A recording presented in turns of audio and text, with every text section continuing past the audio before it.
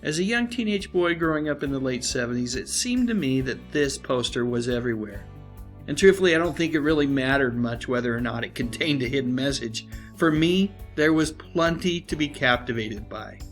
I do remember, however, stumbling across this book, Subliminal Seduction, and being fascinated by the idea that advertisers had secret ways to sell their products to men in particular.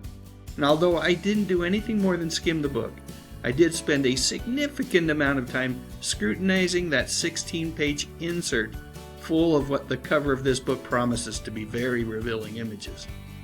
But even then, I just couldn't see many of the things that were being subliminally sent my way.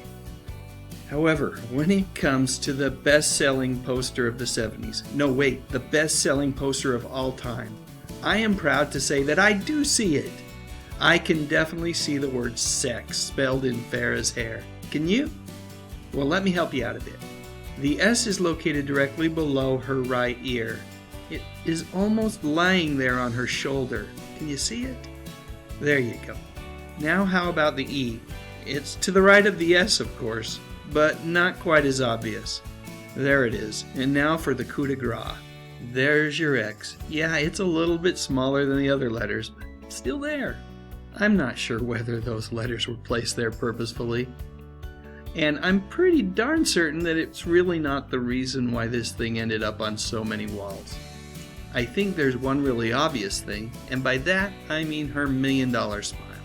Like I mentioned earlier, this poster is the all-time biggest selling ever.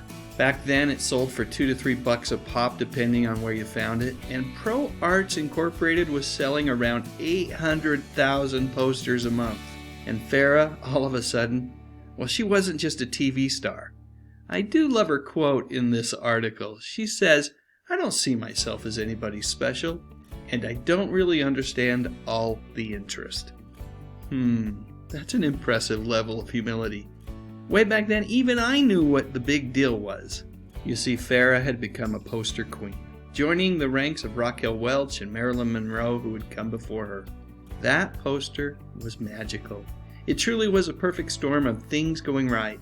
The smile, the hair, that red one-piece swimsuit, and apparently a subliminal hidden message. And again, I'll say, I don't think it really mattered. I truly believe it was just Farrah's moment to shine. And shine she did, my friends. Shine she did. So do you think Farrah and the creative team behind that poster really meant to place a hidden message in it? Let me know, along with anything else you might want to share in the comments section. Also, if you enjoyed this video, I would appreciate a thumbs up, and what the heck, maybe even consider subscribing to my channel. I talk about music, movies, and mostly TV from decades gone by. You know, the good stuff. But most importantly, and as always, thanks so much for watching.